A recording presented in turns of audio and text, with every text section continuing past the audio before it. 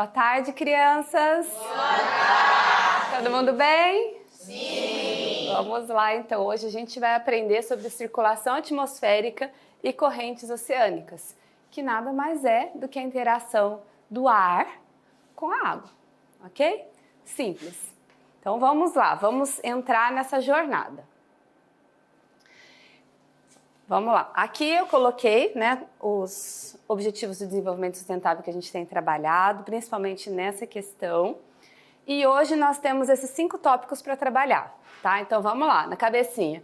Vamos falar sobre densidade dos fluidos, pressão atmosférica e a hidrostática, aquecimento diferencial da Terra, circulação atmosférica e correntes oceânicas. Tudo bem? Vamos seguir esses passos. Começando aqui por densidade dos fluidos. Lembra que a gente fez o nosso experimento de densidade? Todo mundo lembra aqui? Sim! Tá até aqui, ó. Coloquei um copinho aí para vocês lembrarem. Bom, nós temos que densidade é igual a massa, que é a quantidade de matéria sobre um volume, que é o espaço que essa matéria ocupa, certo? E elas são inversamente proporcionais, ou seja, quando o volume diminui, o que acontece com a densidade? Aumenta. E quando o volume aumenta, a densidade?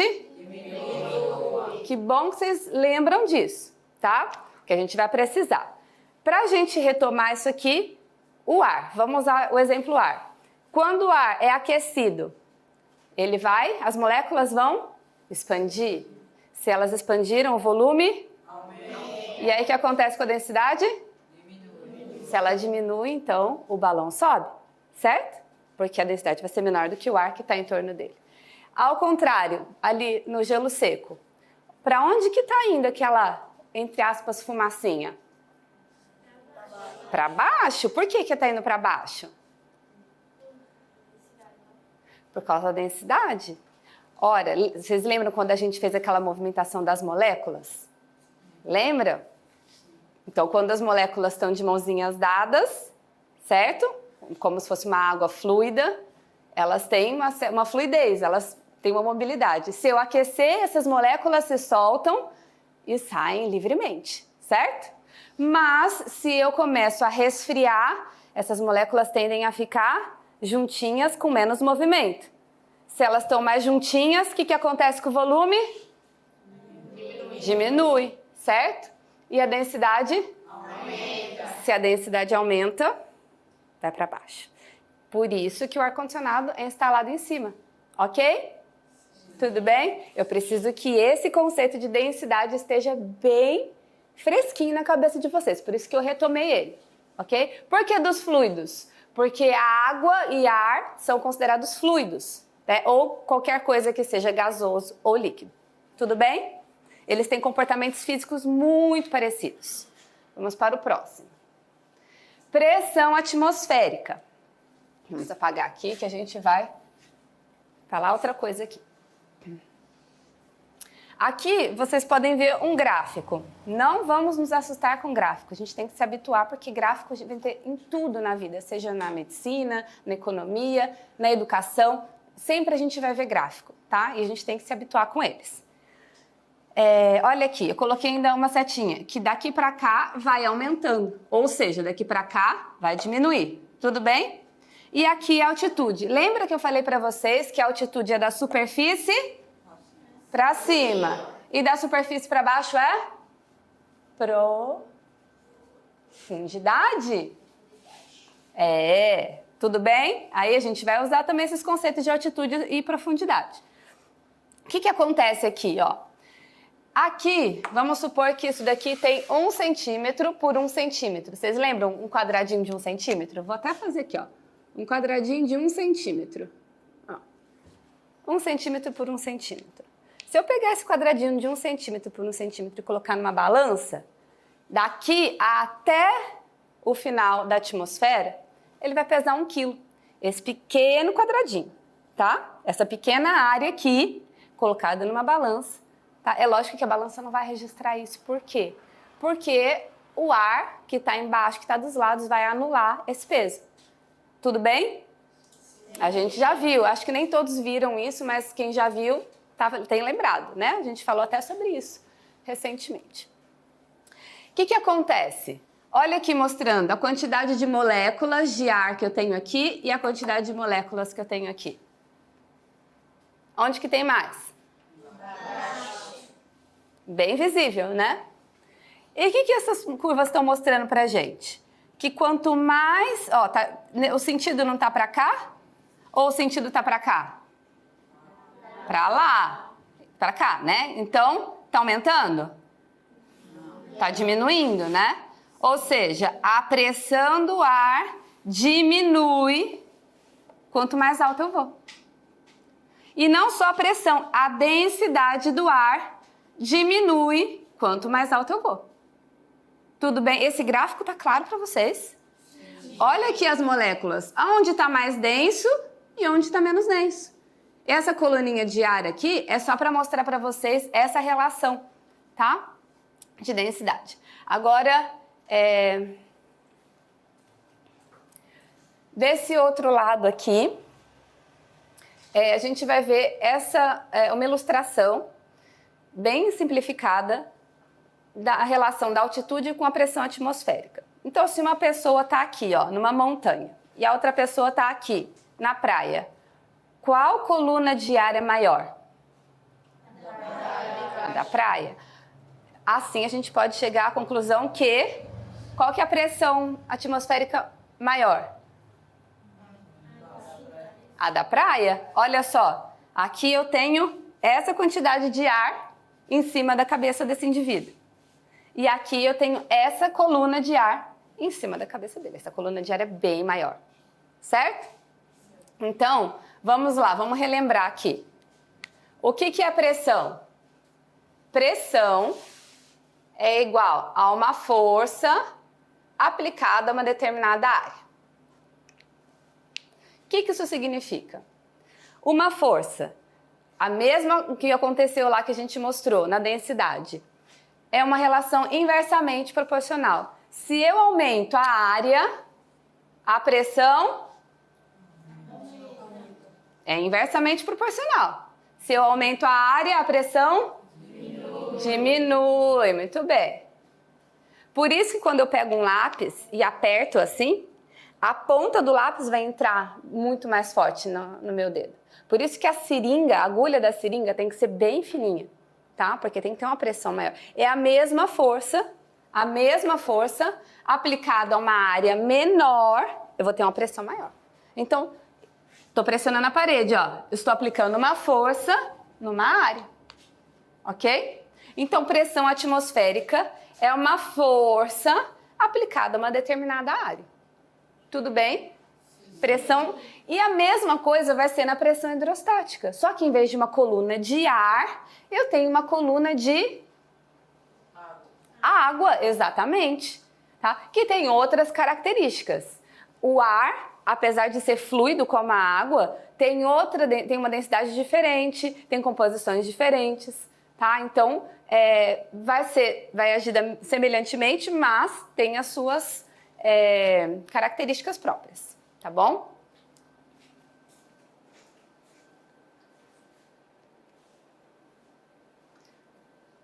Olha só. Vocês conseguem ver essa pequena camada aqui? Sim. Azulzinha? Isso daqui é a atmosfera da Terra. Tá? Eu estou mostrando essa imagem para vocês terem noção, isso é um pôr do sol, né? Noção de quão fininha essa camada é. E essa camada ela é responsável pela vida na Terra. Tá? É essa camada que mantém as condições propícias para a gente ter vida em todos os lugares da Terra. Porque até dentro dos vulcões a gente tem vida. Vida bacteriana, mas vida, ok? Então, conseguiram perceber isso aqui? Sim. Parece muito, muito fininho. De fato é. Mais um motivo para a gente cuidar. Porque qualquer coisa que a gente altere aqui vai mudar muito na nossa vida. É por isso que é tão importante a gente ter consciência das mudanças climáticas. É por isso que as mudanças climáticas afetam o mundo inteiro, porque o espaço que elas têm para acontecer é muito pequeno, tá bom?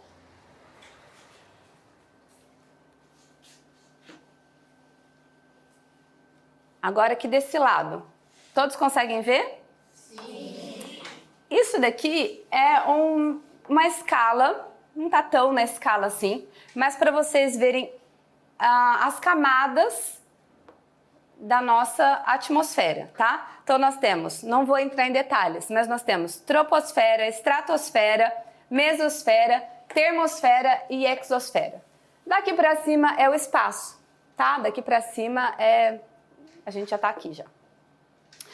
Bom, todo mundo aqui conhece o Monte Everest? Sim. Já ouviu falar que é o monte mais alto do mundo? Pois bem, tem menos de 9 quilômetros, tá? Olha só o tamanhozinho dele perto da nossa atmosfera. Bem pequenininho. Os aviões não passam da troposfera. O limite deles é a troposfera. Tá? Eles não passam disso. Então, quando a gente olha lá, um avião bem lá longe, você já sabe que ele está ainda na troposfera. Ainda tem tudo isso aqui. Isso aqui são 10 mil quilômetros. É muita coisa, tá? É pequenininho em relação à Terra, mas é muita coisa. Aqui, ó, nessa estratosfera, onde fica a camada de ozônio. A tão falada camada de ozônio? Todo mundo sabe? Fica aqui, nessa estratosfera, tá? Aqui onde a gente vê as estrelas cadentes, que na verdade são os meteoros. Aqui é onde ocorre a aurora boreal, onde estão os foguetes, tá? Onde os foguetes entram em órbita, ok? Então, quanto mais a gente sobe, menor vai ser a pressão atmosférica, até chegar num ponto que a gente nem tem mais ar. Tudo bem para vocês? Então, aqui nós estamos tratando sobre extensão da atmosfera. Como ela é. Vamos memorizar isso aqui, ó. 10 mil quilômetros. Tá? Pode falar.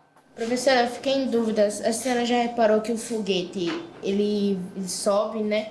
Parece que ele atravessa essa linha atmosférica que tem na Terra, né? E parece ele como é o nome? Ele atravessa, aí sobe, fica no planeta em cima da Terra, né? Fica voando, aí depois solta uma camada, depois sobe mais. Você já reparou isso? Já reparei, justamente para ele, porque aquele monte de aparato é para dar propulsão, mas também dá mais peso para ele, né? A gente viu que não é bem peso, peso é a força, aumentar a massa dele. Então, para que ele consiga fluir, para que ele consiga executar o que aquele foguete tem que executar e chegar na altitude que ele precisa liberar aqueles restos, aquelas coisas que são indispensáveis, tá? Que foi só para dar propulsão para ele sair daqui da troposfera. Entendeu? Entendi. Mas, gente, é bem extenso. Parece pequeno, mas é bastante extenso. Agora a gente vai comparar isso com os oceanos. Olha só. Os termos estão em inglês, mas eu vou traduzi-los, né? A gente não precisa nem saber todos. Aqui está a praia, né? Essa zona intertidal é a que a gente tem a variação de maré, né? Maré baixa, maré alta. Aqui é a plataforma continental. Geralmente os barcos de pesca não passam daqui, tá? E aqui já começa o talude, né? Já começa o oceano profundo. O oceano ele tem uma média de 4.000 metros, ou seja, 4 quilômetros de profundidade. Lembra que lá, a gente viu na estratosfera, eu até deixei uma figurinha ali, ó. Só a troposfera, que é o limite dos aviões, tem 11 quilômetros. 11 quilômetros tem quase a Fossa das Marianas, que é o lugar mais profundo. Eu chequei, William, a Fossa das Marianas não tem nem 11 quilômetros. Ainda não chegaram, porque ele me perguntou se tinha uma outra descoberta. Não, eu chequei, aqui é realmente verificável, né, no método científico, é a Fossa das Marianas, que é um pouquinho inferior a 11 mil quilômetros. A baleia azul pode chegar mais ou menos a 4 metros de profundidade. Essa é a jubarte. A jubarte, ela é a baleia, o mamífero que chega a uma profundidade maior, né? É a que consegue ir mais profundo, porque ela tem uma resistência à pressão. Imagina, 1.000 metros. 1.000 metros é 1 quilômetro. Mais ou menos 10 quarteirões. Só que o quarteirão a gente vê assim, imagina isso assim. Fica muito maior, né? E a baleia jubarte, ela consegue chegar até essa profundidade. Só que pensem só no peso da água. A água tem uma densidade muito superior à densidade do ar, ok? Então, vamos pensar assim, que a coluna de água pesa mais do que a coluna de água pesa mais do que de ar? Vocês estão acompanhando esse raciocínio? Então, vamos lá. Se o ponto mais baixo, né, mais profundo é a Fossa das Marianas, com 11 mil metros, desculpa, isso é o equivalente à nossa troposfera. Só a nossa troposfera. O restante, a atmosfera ganha em profundidade da profundidade dos oceanos, tá? Então, as coisas que acontecem na atmosfera são muito mais intensas, são muito mais abrangentes do que as que acontecem no oceano. Pode falar, Nicole. O que eles fazem para os submarinos não acontecer nada por causa da pressão?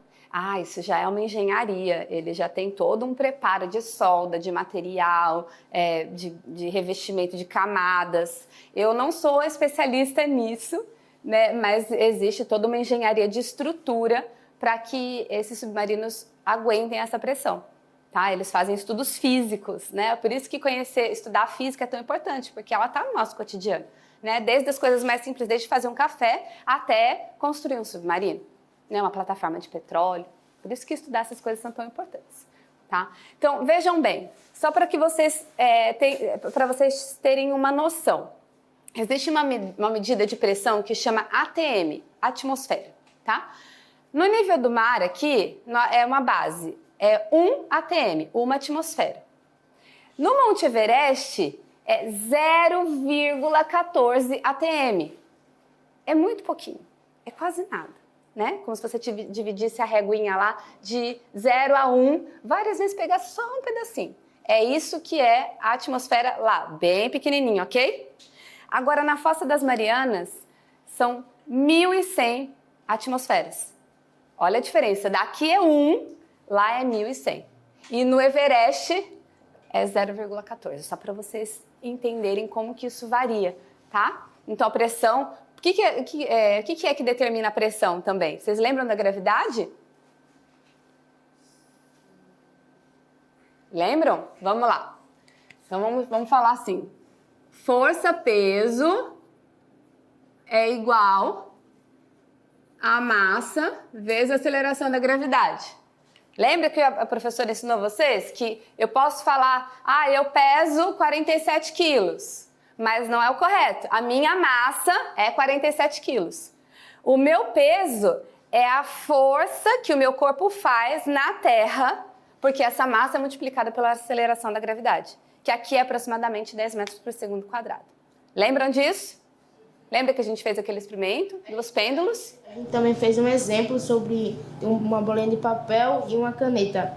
Aí qual ia cair mais rápido? Caiu mais rápido a caneta, mas só que a bolinha de papel caiu mais devagarzinho, porque tem muita pouca massa na bolinha de papel.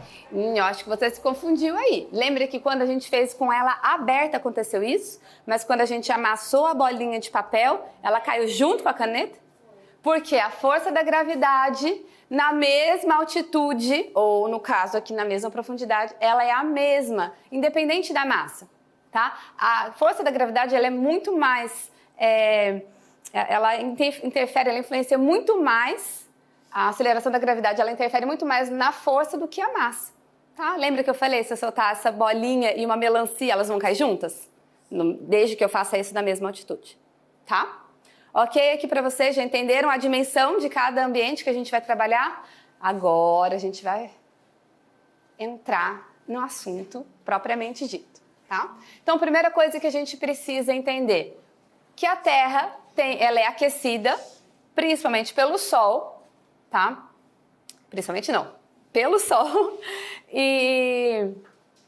só que ela tem um aquecimento diferenciado. Por quê? Porque ela tem continente e ela tem água. Vocês já perceberam que quando vocês estão na praia, qual que é mais quente? A areia ou a água? Quando a gente está assim, tipo, meio-dia? Areia. Então, a areia, ela tem um aquecimento diferenciado da água do mar? Ou é igual? Diferenciado. E isso interfere no aquecimento da Terra. Por quê? Eu tenho continentes e eu tenho oceanos. E eles não são direitinhos, eles são todos irregulares, certo? Isso vai interferir. Então, o que acontece aqui? Eu tenho essa radiação chegando, essa radiação solar chegando na Terra e aquecendo a superfície. Lembra que eu falei para vocês, como essa radiação, ela se propaga, ela não precisa de uma matéria para se propagar, por isso que ela se propaga no vácuo. Não existe ar no universo, tá? É um vácuo, ausência de ar. Quando eu puxo assim, para tirar o ar de um saquinho, vácuo, tá? E ela se propaga. Quando ela chega na Terra, ela aquece a superfície. Vocês lembram que a gente falou sobre isso? E a superfície aquece o ar. E aí a gente vai ter essas diferenças. Por quê? Uma parte da radiação solar aquece a água e outra parte aquece a Terra, o continente. Já dá para inferir aí que não vai ser igual, né? Então vamos avançando aqui. Olha só. Não sei se todos sabem, mas a Terra tem uma angulação, né? Ela tem uma inclinação no seu eixo. Isso daqui, esse eixo, ele é imaginário, tá? Não existe essas agulhinhas aqui no nosso planeta. Tudo bem? Mas existe essa inclinação, que ela é de 23 graus e 26 segundos, mas enfim, é uma pequena inclinação. Todo mundo sabe que aqui a gente tem o Círculo Polar Ártico e Antártico, o Equador, ó, a gente está pertinho, nós estamos aqui, galera, ó, nesse pontinho. O Equador, o Trópico de Câncer e o Trópico de Capricórnio. Já ouviram falar na palavra tropical? Tropical porque está perto dos trópicos. Equatorial está perto do Equador, tá? Então, acho que a maioria de vocês já aprendeu isso, né? Então, o que acontece? Como eu tenho essa inclinação, isso também vai interferir na diferença de aquecimento da Terra. Por quê? Vai ter horas que aqui vai chegar mais incidência dos raios solares, do que aqui vai chegar mais do que aqui, e vice-versa, depende do movimento que a gente vai ver daqui a pouquinho, tá? Agora aqui, olha só. Supondo que essa daqui é a radiação solar. Olha essa área aqui. É a mesma radiação, tá? Aqui, aqui, aqui. Igualzinho. Mas olha essa distância e olha essa distância. Vocês já pegaram uma lanterna e deixaram ela focalizada em algum lugar? Vamos lá. O que acontece? E se eu fizer assim? A luz, ela expandiu, mas ela ficou mais... Ela ficou mais forte ou assim ela está mais forte? Qual ela está mais forte? Assim ou assim? Assim ela fica mais forte, né? Vocês conseguem visualizar isso aqui? Essa mesma quantidade de energia tá chegando concentrada aqui. Aqui não. Aqui ela se espalha. Vocês conseguem ver? Por isso que os polos são mais frios, porque não tem essa... E por isso que aqui no Nordeste é tão calor. Porque nós temos, como o povo daqui diz, um sol para cada cabeça, né? Porque é concentrado, é como se fosse a densidade, tá, dos raios solares aqui é maior e aqui ela é mais distribuída. Tudo bem? Vocês estão acompanhando? Sim. Outra coisa importante, antes da gente entrar em rotação. Eu tenho aqui que existe também uma radiação que volta. Quando eu falo radiação, vocês imaginem aquelas ondinhas de calor chegando, tá? Que é a radiação, não é calor propriamente dito, mas é aquela onda eletromagnética. Mas só para vocês visualizarem. Essa radiação chega na Terra, parte é absorvida e parte é refletida, tá? Seja pela atmosfera ou pelos polos. Existe uma coisinha que chama albedo. Albedo vem de alba, né? Que quer dizer branco, brancura. Então, albedo é a capacidade de refletir. O que reflete mais? O preto ou o branco?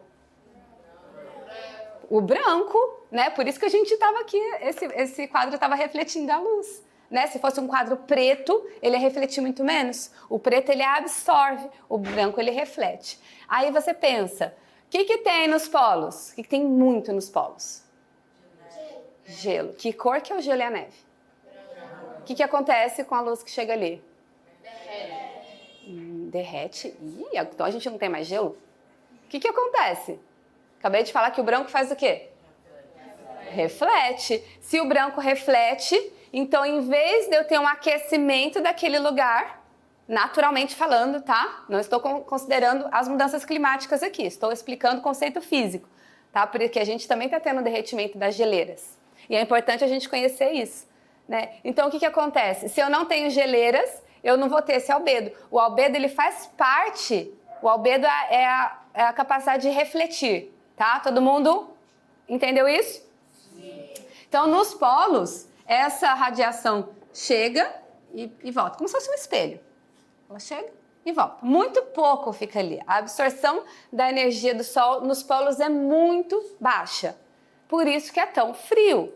Além de chegar a uma quantidade de energia menor. Então, a radiação que sai pela reflexão é maior do que a que chega. Se eu gasto mais dinheiro do que eu ganho, eu fico pobre não, eu fico endividada, né? Certo? Não é assim que funciona? Se eu saio gastando, é a mesma coisa. Chega menos energia e sai um montão, então fica negativo, por isso que ali é muito frio. Já aqui, um lugar que chega um montão de energia, também tem muitas nuvens, e a gente vai estudar isso na circulação atmosférica, a gente vai entender por que tem muitas nuvens. Quem aqui já viu, já sentiu quando chove e tem as nuvens em cima? O que acontece? Quando chove, tá bem quente, aí chove, o que acontece? Como que vocês se sentem? Não, sem física, pura vivência. Tá aquele calorzão, de repente fecha o tempo e chove, como é que fica? Fica fresquinho ou fica abafado? Fica abafado.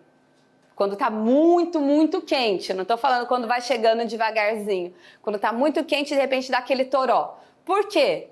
É como se formasse ali uma sauna, né? Tá tudo quente, o chão tá quente, chove e esse calor não consegue sair. Por quê? As nuvens em cima não deixam.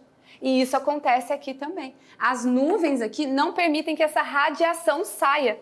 É isso que a gente chama de efeito estufa, tá? É o efeito estufa natural. Isso é bom. Desde o ponto de vista natural, isso é bom pra gente, porque senão a gente ia ficar congelado, tá? Estão entendendo o aquecimento diferencial da Terra?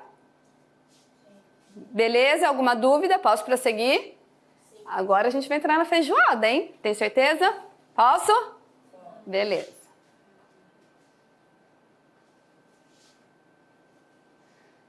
Aqui eu vou explicar para vocês rapidamente como é a rotação da Terra. Lembrando que a rotação da Terra, ela acontece em 24 horas, que é o equivalente a um dia. É um movimento que a Terra gira em torno do eixo dela, né? Assim. Tudo bem? Só que ela tem uma inclinação, então ela gira. Quem aqui já viu o peão girando? Eu. Ela gira como um peão, tá? Ela não gira igual eu, porque eu teria que estar inclinada para demonstrar isso, tá? Esse videozinho vai esclarecer isso para vocês. Olha só como que a Terra gira. Ó, ela vai girando assim. Percebem? Trava não. Esse é o movimento de rotação, tá? É por isso que a gente tem o dia e a noite. Então, um dia e uma noite, né, equivalem ao movimento de rotação. Acho que ele deu uma travadinha, mas vocês conseguiram visualizar?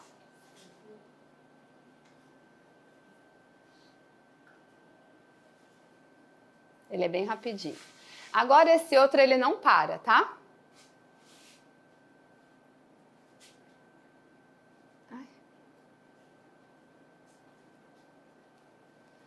Aqui é o movimento de translação. Ele já demora 365 dias. Isso equivale a um ano, tá? Pode falar. Por que a rotação da Terra não interfere Tipo, a Terra não gira inclinadamente? Por que a gente não gira como a Terra? Boa pergunta. Porque nossa massa é muito menor. E a gente, lembra que eu falei que a gravidade ela é muito mais influente do que a massa? Né? Então a gravidade é como se a gente fosse uma areiazinha. A gente é insignificante. Tá?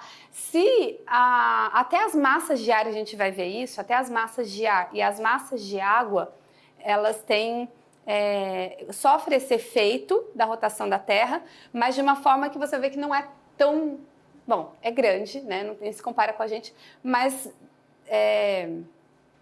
não vai, elas não caem, entendeu? Elas não saem.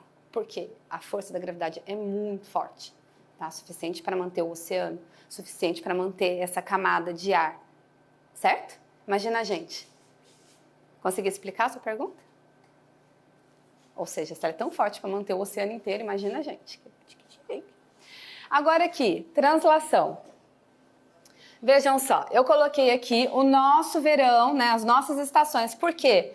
No hemisfério norte, né, nos Estados Unidos, enfim, isso é o contrário, tá? Então eu tenho aqui, olhem para a Terra, quando eu estiver ali do outro lado, vocês vão ver que no inverno, no nosso inverno, o Brasil, deixa eu ver, ó, tá mais para baixo, a parte de cima tá recebendo mais luz, tá? Agora a gente está chegando no outono, e agora a gente já vem para o verão. Olha como o Brasil vai ficar mais exposto aos raios solares do que aqui o pessoal daqui de cima. Vocês conseguem entender isso? Conseguem visualizar isso? Tá? Então, tudo isso é o que interfere no aquecimento diferencial da Terra. Bom? Então, vamos lá. Agora, entrando para a circulação geral da atmosfera. Se a Terra... Calma que eu vou explicar tudo isso aqui, tá? Se a Terra fosse uma coisa só água, e ela fosse paradinha, seria essa a distribuição de calor. Vocês lembram que a gente viu lá que quando o ar está quente, ele sobe, quando o ar está frio, ele desce. Exatamente. Então, o ar seria aquecido aqui no Equador, ia subir, ia chegar até o final da troposfera, ia continuar, ele ia sendo resfriado aqui nos polos, onde é a região mais fria, aí ele ia descer, certo? Ele ia ficar pesado, ou seja, mais denso, ia descer, ia vir aqui por baixo, sendo aquecido, e assim ele ficaria. Só que isso não é real, porque a gente tem só água no nosso planeta? Não. Temos continente. E nós também temos a rotação. A rotação dá esse efeito aqui que nós chamamos de efeito de Coriolis. Imaginem só, aí tem um pouco a ver com aquela pergunta que você fez. A Terra gira, só que o oceano e o ar, né, a atmosfera, eles não estão grudados na Terra, eles são fluidos. Então a Terra gira e esses fluidos, eles giram junto, mas eles giram com um atraso. Pensem numa bacia com água. Eu giro a bacia e paro a bacia. A água faz o quê? Continua girando, tá? Agora imaginem essa situação. Se eu estou num carrossel, estou indo num carrossel, todo mundo conhece um carrossel? Estou num carrossel e aí tem alguém exatamente no oposto. E eu vou jogar uma bolinha. Eu jogo a bolinha, vocês acham que essa bolinha vai chegar naquela pessoa se o carrossel tá... Isso é Coriolis, tá? É essa deflexão. O que é uma deflexão? Isso aqui, ó. Essa deflexão que as partículas sofrem por causa da rotação da Terra. Por isso que não tem como ser esse modelo. Na verdade, esse modelo também ele é idealizado, o modelo de 3 células que a gente vai ver agora. Tá? Esse aqui é uma para cá e uma para cá. Aí mostrando aqui, né? Aqui é o hemisfério sul, né? Então, se eu lanço se vem um avião, ele sai. Supostamente ele iria em linha reta. Só que a Terra está girando. Se a Terra está girando, ele está em linha reta, a Terra não... Certo? Não vai parar para o avião passar. Tudo bem? Entenderam o que é esse efeito? Estou explicando ele de uma maneira bem simplificada, porque ele é um pouquinho mais complexo. Agora aqui, no modelo de circulação com 3 células. O que eu tenho aqui? E a gente vai ver uma animação para vocês enxergarem isso bem melhor, tá? Eu tenho exatamente a redistribuição do calor, né, dos polos, do Equador em direção aos polos, tanto no hemisfério sul como no hemisfério norte. Só que isso acontece em 3 células diferentes, não daquele jeito. Por quê? Por causa da rotação. A rotação vai fazer com que essas células meio que se quebrem, tá? Eu vou mostrar, vou explicar cada uma dessas células para vocês bem rapidinho, mas se vocês observarem aqui, as regiões de deserto, elas são sempre nessa mesma latitude, entre 20 e 30 graus, tanto no sul como no norte. Por quê? Porque aqui a gente tem subsidência de ar. Aqui acontece um fenômeno, por conta dessas células, que faz com que não tenha umidade. É por isso que nós temos os desertos, certo? Vocês conseguem entender a importância da gente preservar o nosso clima. Olha só, o clima ele determina, olha a área, é o norte da África, é desértico, tá? Aqui não está mostrando, mas a Austrália também tem deserto, tá bom? Então, e lembra que eu falei para vocês que a gente tem essa área aqui que fica sempre cheia de nuvens? Eu vou mostrar para vocês.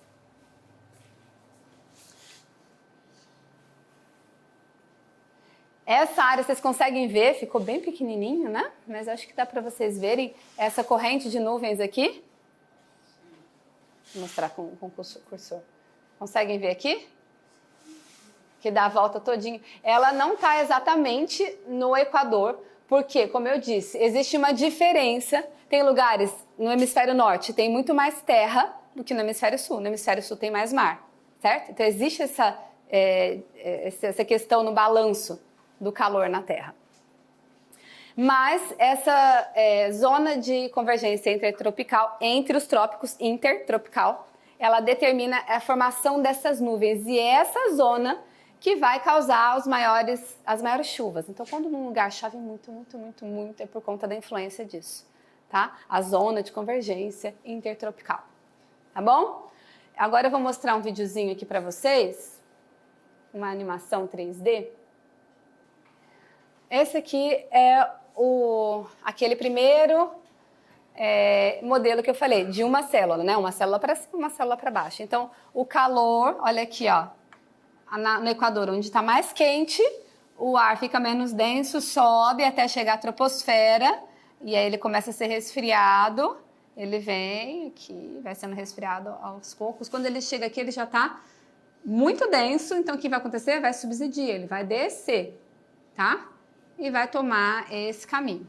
Isso aqui seria se a Terra fosse toda água e não tivesse movimento, tá bom? Agora, quando a gente enxerga a Terra em movimento, ó, percebam que a Terra está girando. A Austrália aqui, ó, olha só o desertão que tem aqui. O que acontece? Eu tenho, basicamente falando, para vocês entenderem, essa célula esquenta essa esquenta essa, tá? Essa esfria essa esfria essa. Grosso modo, tá? Como isso é feito? Com aquelas explicações físicas que eu já falei para ti. Aqui, da mesma forma, essa célula aqui é chamada de célula de Hadley, porque foi o cara que propôs o primeiro estudo a respeito disso. Então, o ar quente vai subir, vai ser resfriado. Quando chega aqui, essa aqui é a célula de Ferrel. Vocês não precisam decorar isso, tá? Eles vão se encontrar, são duas massas de ar frio. Massas de ar, não, desculpa. São duas correntes de ar frio. Quando elas se encontram, elas vão descer, tá? Por quê? Isso aqui está mais frio do que isso aqui. Mas está mais frio. Desculpa, isso aqui está mais frio do que isso, mas está mais quente do que isso aqui. Tudo bem? Ficou muito confuso para vocês? Vamos dizer, qual que é o lugar mais quente, mais frio? Os polos. Esse aqui não tão frio e esse aqui quente. Tudo bem? Então, quando eu falar mais frio ou menos frio, pode ser assim. Se eu falar 16 graus, é mais quente, é frio pra gente, mas vai ser mais frio, mais quente do que 4 graus. 16 graus é frio, mas vai ser mais quente do que 4 graus, tudo bem? Então, bora lá. Vamos lá, galera. Vocês estão entendendo mesmo? Sim. Então, vamos lá. Cadê as perguntas? A professora sempre fala, se não tem pergunta, não estão entendendo. Vamos lá. Eu sei que é complexo, mas eu sei também que vocês têm capacidade de entender isso, tá? Isso aqui, essas células, elas nada mais fazem do que trazer o calor daqui para cá. E elas dão características para cada um desses lugares. Como eu falei, aqui vai chover muito, aqui vai ser seco, aqui vai chover muito, tá? Igual aqui.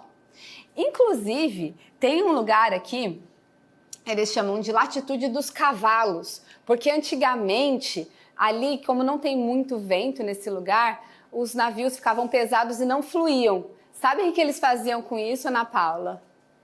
Sabe o que eles faziam? O navio ficava muito pesado. E eles não podiam jogar comida fora, nem a carga.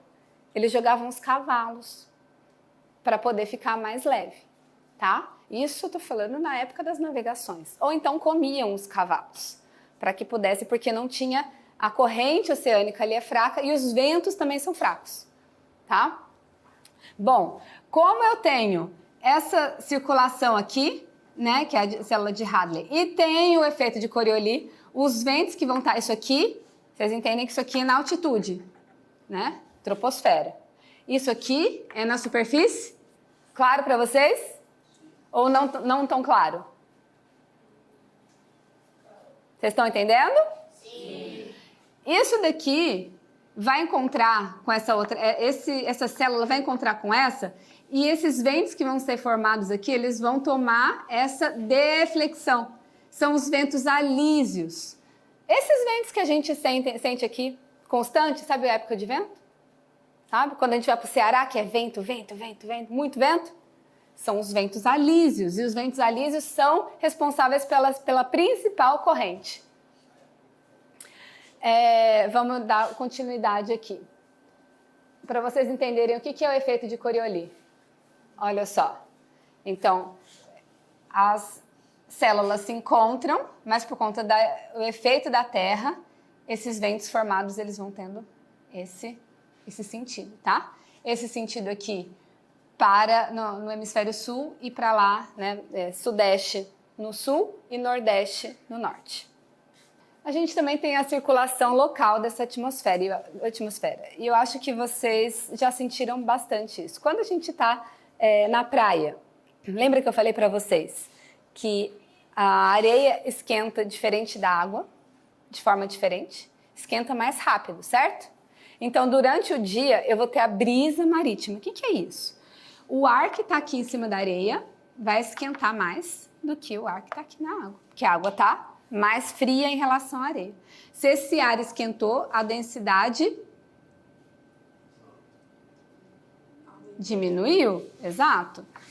A densidade diminuiu, então ele vai subir. Quando chega aqui, vai resfriar, tá? Mas esse processo de resfriar vai fazer com que a densidade dele aumente.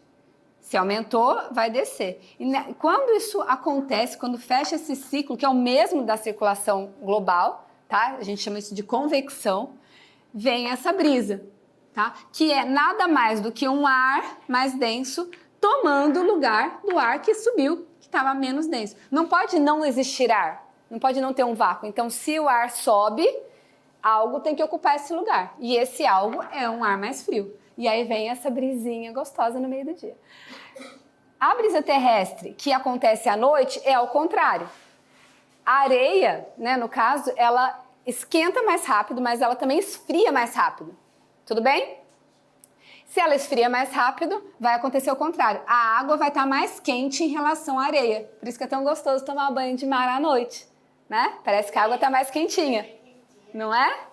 Exatamente.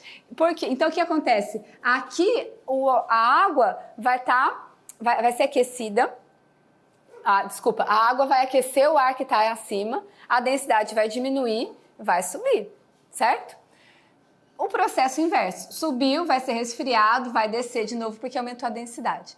Quando isso sobe, o ar mais frio tem que tomar o lugar. E aí a brisa já é o que os surfistas chamam de terral, né? Que é o vento que sopra do continente para o oceano. Então deixa as ondas mais empinadinhas, deixa as ondas mais em pé, tá bom? Então vamos lá, eu só trouxe assim, um contexto local para vocês. A gente falou de circulação global e essa é uma local. Agora as correntes oceânicas. Aqui é que a gente vai amarrar tudo, tá? Aqui que todos os conceitos que a gente falou até agora vão fazer sentido para vocês, para entender as correntes oceânicas. Tá? O que é que impulsiona as correntes oceânicas? Os ventos, que a gente acabou de estudar, e as diferenças de densidade da água. O que é que muda a densidade? Que a gente viu, a temperatura e aqui, ó, a quantidade de alguma coisa. No caso aqui a gente colocou, além da gelatina para ficar bonito, a gente colocou, o que a gente colocou? Tudo igual? Não. Onde tem mais açúcar? Embaixo. Na roxa, né? Exato. E acontece a mesma coisa no mar. Quando eu tenho muito sal, essa água vai para onde? Muito sal, ela vai para onde? Muito açúcar, ela vai para baixo. Muito sal, ela vai para baixo. Só que no oceano, a gente não tem só o sal. A gente tem a temperatura também. Então, são duas coisas que determinam, tá? Lá na atmosfera, a poluição também acaba interferindo. Menor, porque, gente, a atmosfera é muito extensa. Estão lembrados disso? Agora, olha só. O que determina? Os ventos, eles vão gerar as correntes de superfície. Então, são as correntes horizontais, aquelas que estão assim, na superfície do mar. A diferença de densidade na água, ela gera as correntes termoalinas, tá? O que é isso? Depende da temperatura termoalina da salinidade, tá? Então, elas geram aquelas correntes verticais, ok? Tudo bem?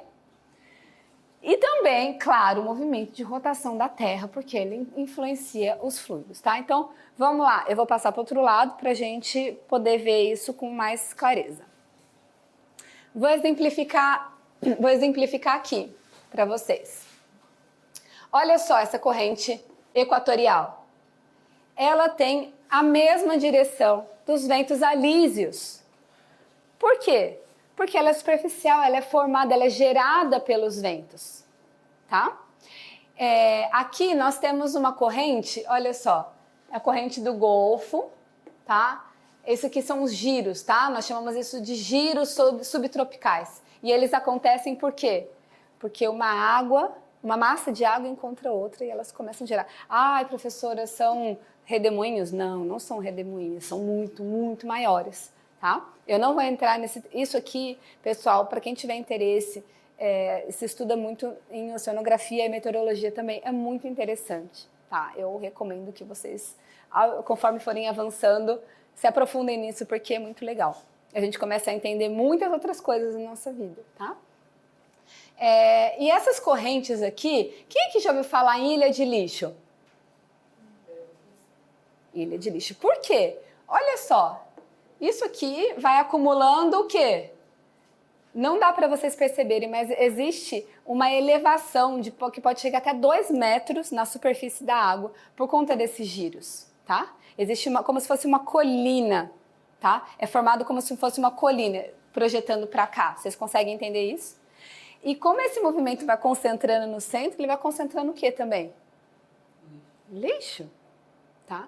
Então, por isso que a gente já teve relato de encontrar lixo aqui da África. Embalagens da África chegaram aqui. Por que elas chegaram aqui? Olha essa correntezinha aqui, ó, que sai aqui, a corrente do Golfo, tá? Uma parte vem para cá, olha aqui, que aquece essa parte da Europa. Se essa corrente do Golfo, que é quente, não viesse para cá, a vida nesse lugar não poderia acontecer, isso é congelado. As pessoas não poderiam viver ali. Mas o clima é ameno. É frio, é muito frio. Se você for em Londres, você vai congelar. É muito, muito frio. Tem que ter roupas apropriadas. Mas é ameno. Não é uma condição tipo polo, né? Que já é extremo. E uma parte dessa corrente volta para cá. passa pela África, tá? Inclusive essa corrente chama corrente das Canárias, porque passa pelas Ilhas Canárias. E exatamente essa corrente vem para cá, para o Brasil. Essa corrente é usada por velejadores. E um dos pioneiros, né, considerando na atualidade, por quê? Como que o novo mundo foi descoberto? Né, como Colombo descobriu essas terras, como Pedro Álvares Cabral chegou aqui, por causa dessas correntes. Olha a importância disso, gente. As correntes, então, isso acontece pelo vento, né? Nós temos os ventos alísios aqui, empurrando as velas, mas esses ventos alísios também impulsionam as correntes. Então, o barco ele é levado não só pelo vento, mas pelas correntes oceânicas. Por isso que aqui, nós estamos aqui, ó, bem nesse pontinho aqui, ó. Vou fazer um pontinho aqui. Bem nesse pontinho. Por isso que aqui já foi encontrado lixo da África. Como que ele veio para cá? Pelas correntes oceânicas, tá? Então, vocês conseguem entender. Olha só, o que eu já falei para vocês. Que as correntes oceânicas são geradas pelo vento, pelos ventos, mas também a temperatura da água interfere no clima dos lugares. Certo? Vocês conseguem perceber que uma coisa leva a outra? Que o ar comanda a água e que a água comanda o ar? Eu estou falando uma linguagem bem acessível para vocês, tá? Já estamos terminando aqui. Então, essa é a nossa circulação superficial. Essa circulação aqui, ela é de profundidade. Então, essa aqui é a termoalina. Tá? Essa que a gente chama de horizontal. O que acontece? Principalmente aqui, nos polos. A água congela, certo? A água congela, o sal congela junto? Não.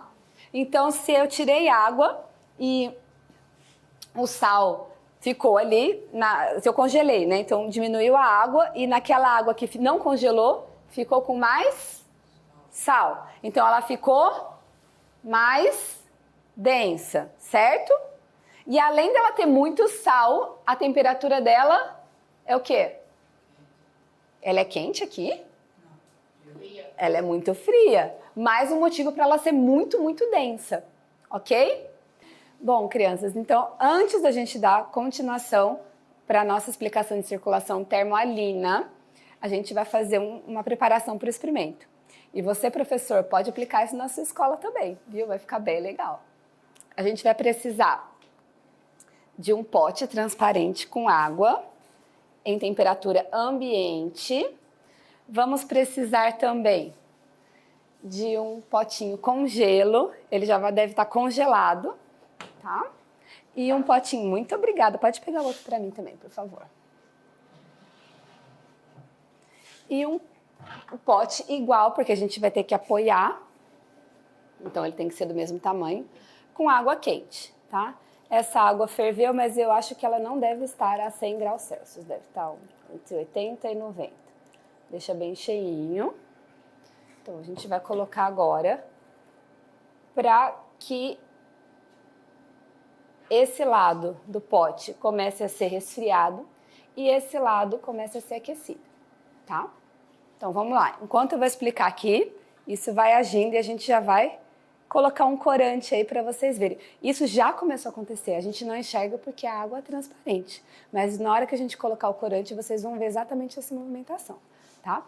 Voltando aqui, então, a corrente termoalina, ela começa a acontecer nos polos, né? Então, eu tenho o congelamento da água, isso faz com que a água ali, em torno desse gelo, ela fique com mais sal. Bom, se ela tem a temperatura bem baixa e tem muito sal, a densidade dela é muito alta. Se a densidade é alta, o que acontece? Afunda ou flutua?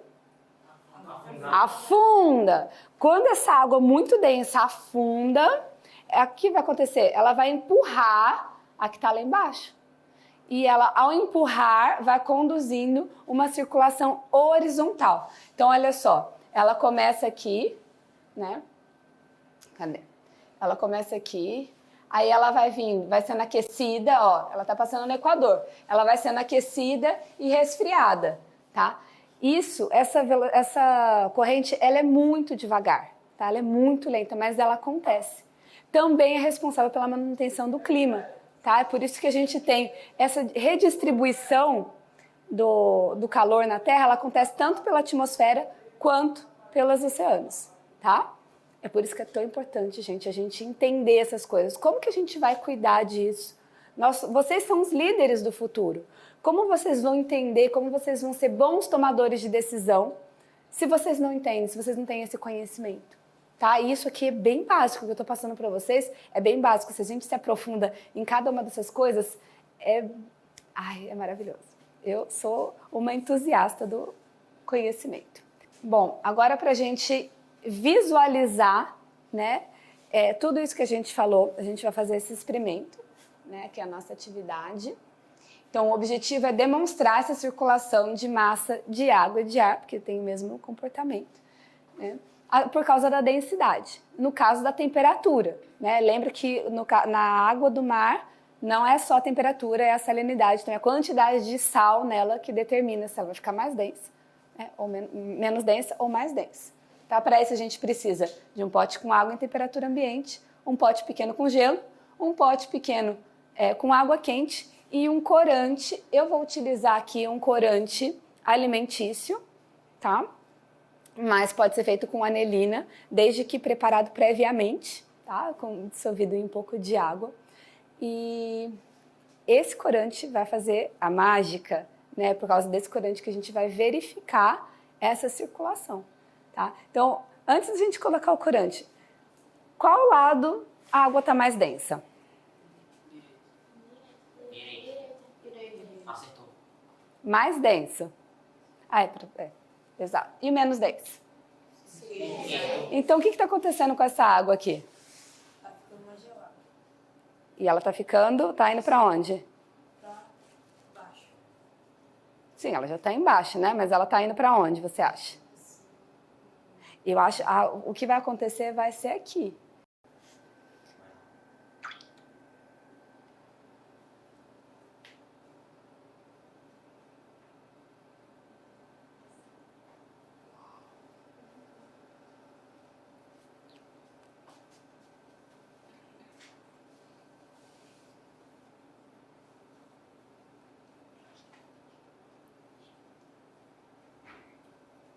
Tá vindo mais.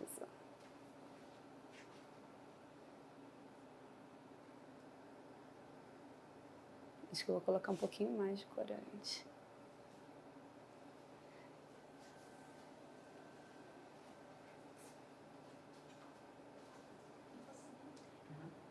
Tá começando a subir?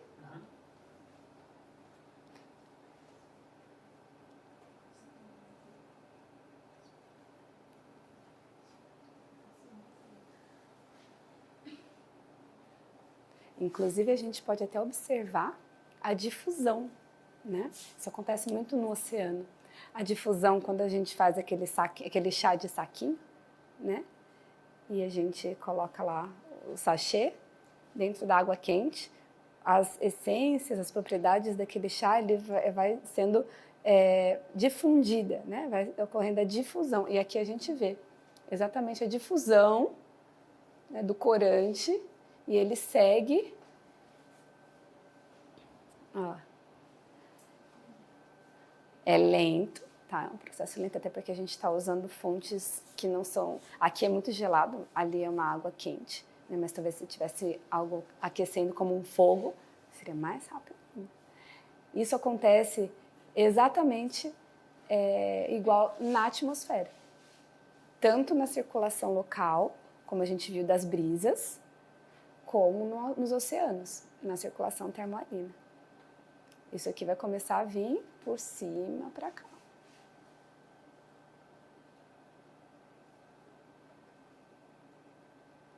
E vocês acham que no caso aqui desse experimento, isso aqui vai parar ou ele vai girar eternamente? Vai girando. Para sempre? Não. Quando que vai parar? Quando deixa... Quando a água fica fria, fica mais quente. Quando a água estiver quente, fica mais fria. Quando atingir o equilíbrio. Então, sempre vai ter... Porque quando a gente gera uma diferença de temperatura, acontece isso aqui, ó. Nós chamamos isso de gradiente, algo que está graduado, tá? Então, algo que está menor para algo que está maior. E a tendência na natureza é que os gradientes sejam corrigidos, tá? As coisas se igualem, entrem em equilíbrio, tá? A natureza em si, ela se equilibra, ela se autoajusta, mas as interferências que o homem tem feito da maneira errada, isso faz com que não ocorra esse ajuste, tá? É tão importante a gente conhecer isso, gente, porque a gente está passando por esse momento de mudanças climáticas exatamente nessa questão da circulação atmosférica, né, que envolve a circulação oceânica, né, e uma interage com a outra. Isso é importante vocês entenderem, não são coisas isoladas, tá? É igual a gente viu a corrente termoalina, né? E que mais? As células da circulação atmosférica, não é isso que elas fazem? Se esquentam lá no Equador e vão se esfriar em direção aos polos, certo? Nesse mesmo movimento que vocês estão vendo aí. Mas a dos oceanos também é bem lenta ou é mais rápida? Ela é lenta. A circulação termoalina, ela é muito lenta, tá? As correntes superficiais, elas são mais rápidas. São as correntes superficiais que trazem o lixo, na verdade, que levam os velejadores, tá? Essa daí a gente considera que essas correntes, elas podem acontecer em diversas camadas. Essas camadas são chamadas de massas de água. Vocês já ouviram falar massas de água e massas de ar? Nem na previsão do tempo, no jornal? Uma massa de ar fria toma conta. O que é isso? Exatamente, é uma quantidade de ar que está escorregando em cima de outra, ou de água, né? É como se vocês pegassem uma torradinha, passassem requeijão e colocassem mel por cima. Vocês vão ver, gente, isso é fabuloso, de tão gostoso que é. Vocês têm que comer rápido, porque o mel, ele escorrega em cima do requeijão, por conta da densidade ser diferente. E as massas de ar e de água, acontece a mesma coisa. Elas deslizam uma pela outra. Por isso que nós temos várias camadas. Olha, eu poderia dar uma sessão de aula sobre isso. A gente falaria de transporte de Ekman, nós falaríamos sobre ressurgência. Isso tem a ver com pesca, tá? Porque aqui nós somos, nossa dinâmica, aqui a dinâmica, o comércio daqui de Baía Formosa, ele gira em torno do quê? Da pesca, tá? Então vocês conseguem entender o impacto local que a circulação global tem? Qualquer interferência, por exemplo, o El Niño é uma interferência, certo? O El Niño, o quê? Os ventos alísios ficam fraquinhos e aí eu não tenho já essa movimentação das correntes, a água gelada que precisa chegar lá no Peru não chega, então a água gelada ela traz nutriente, ela vem de lá de baixo trazendo nutriente, tá? Isso a gente chama de ressurgência, a água lá de baixo, fria, ela ressurge aqui, cheia de nutrientes. E os peixes, o fitoplâncton, as algas, amam isso. Se tem mais fitoplâncton, se tem mais alga, tem mais peixe. Se tem mais peixe, todo mundo tem mais comida e mais dinheiro. A economia gira. Então, vocês conseguem entender o impacto que isso tem, né, no mundo. Isso acontece muito no Peru, por isso que chama El Niño, né? Porque acontece sempre em dezembro, então eles chamam El Niño relacionado ao menino Jesus, por conta do Natal, né? Hoje é um termo científico. E tem a laninha, que é ao contrário. Em vez dos ventos alísios ficarem fracos, eles ficam muito fortes.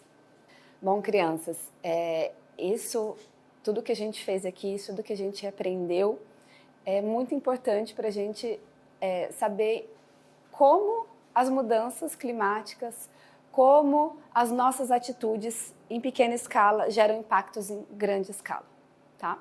Então, essa parceria que o Projeto Suel fez com a jornada ISD, né, e com a SD Kids, vai possibilitar esse conhecimento chegar em outros lugares do Brasil. E quanto mais pessoas tiverem acesso a esse conhecimento, quanto mais pessoas saberem a importância da circulação atmosférica, a importância da circulação oceânica, como isso afeta a nossa vida diretamente, melhor. Por quê? Porque a gente vai poder tomar as atitudes certas, desde o ponto de vista local, cada um, certo? A gente tem que se educar primeiro. Lembra que a educação torna a gente o quê? Mais humano. Nós começamos a ter mais percepção das coisas que nos rodeiam, né? E a gente consegue ativar a nossa mente para ter ideias. Como a gente vai ter novas ideias se a gente não tem conhecimento daquilo que acontece, tá? Então, eu acho que isso é essa é a grande contribuição que a gente pode dar, né, através dessa aula, da participação de todos vocês aqui e propagar esse conhecimento para outras pessoas. Bom, crianças, agora a gente vai ver na prática e na praia o que a gente aprendeu lá na sala de aula e a gente verificou naqueles experimentos, né? Então, essas ondas que os nossos surfistas vão surfar, elas são formadas pelo vento, certo? Então, bora lá!